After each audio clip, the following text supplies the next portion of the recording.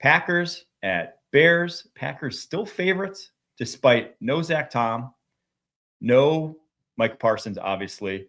Christian Watson could go. On the flip side, Rome Odunze and Luther Burden did not practice on Wednesday. We'll see if those guys are healthy come Saturday.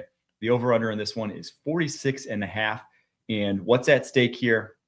Obviously, NFC North. There's not going to be a tiebreaker unless the Bears have a tie, again, because of that tie that the Packers had early on in the season with Cowboys. But this will swing the balance of the NFC North more likely than not. The Packers, if they win, 99% chance of making the playoffs, 80% chance with a loss. Bears, 95% chance of making the playoffs with a win, but that drops down a lot, 62% with a loss.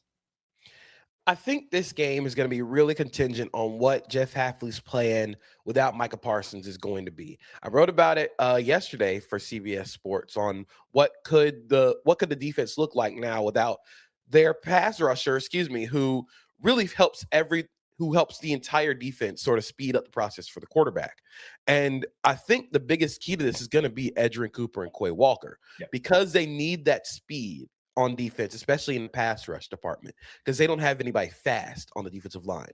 Devontae Wyatt also out. That means you're hoping on Rashawn Gary, Lucas Van Ness. You're hoping Colby Wooden can all win with speed and quickness, which is something they don't really do. And I think last season they did a lot of getting Edgerrin Cooper and Quay Walker into the box as blitzers. They didn't have to as much the early parts of this season with Micah Parsons. But when Micah Parsons is off the field, their blitz rate goes to 26.6%. That's way up from 20.7 with Parsons on the field. So I do think they're going to try and blitz more, but I wonder if they just have the overall speed to keep up with Caleb Williams in this passing game that is growing every single week. I would push back on one thing. I don't think speed's quite the right term, because Lucas Van Ness and Rashawn Gary ran 4.58 40s coming out. It's more agility. They don't have guys who can move laterally. Rashawn Gary, Lucas Van Ness are very much linear football players. That's why, in a straight line, they can be fast.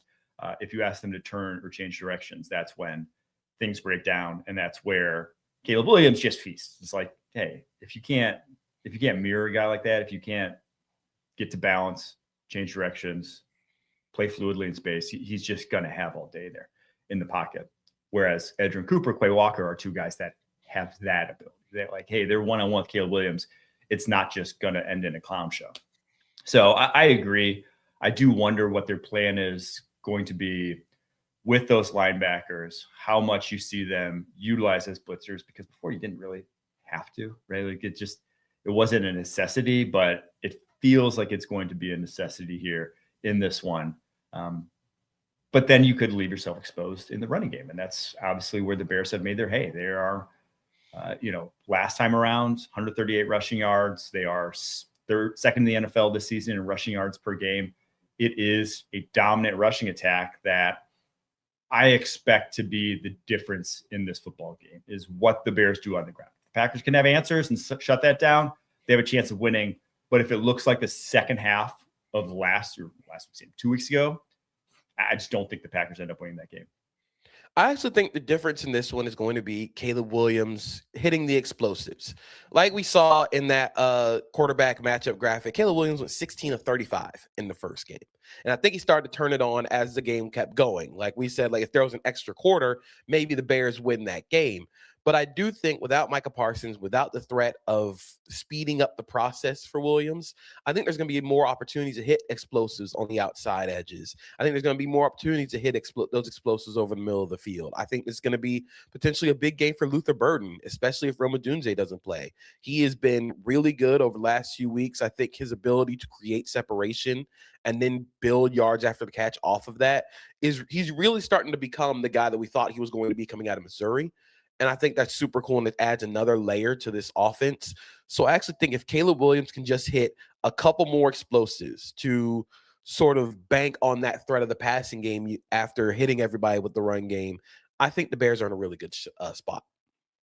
Packers have been good, though, at limiting at least downfield passing. All season long, only 16 completions on 20-plus air yard targets. And like I said off the top, Luther Burden didn't practice Wednesday with an ankle injury. Rome Odunze didn't practice yesterday. If both of those guys are out, because again, obviously it's a short week shorter week, not the full short week to Thursday, but shorter week to Saturday.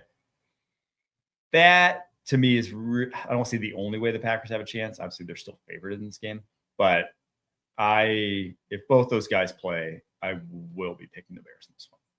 Yeah, I think the Bears win. I do wonder defensively, do they play as much man coverage as they did last time? Because Jordan Love shredded their man coverage, shredded their blitzing whenever they blitzed because they couldn't get pass rush. But without Zach Tom, potentially without Christian Watson, depending on if he plays or not, do you just sit back and zone and say, like, look, there's going to have to be a Montez Sweat game. There's going to have to be why they paid and traded for Montez Sweat for moments like this. So I think the Bears can win. I think the Bears will win. I just wonder, does Dennis Allen sort of turn down the aggression knowing that Jordan Love has beaten the blitz and man coverage at will this season?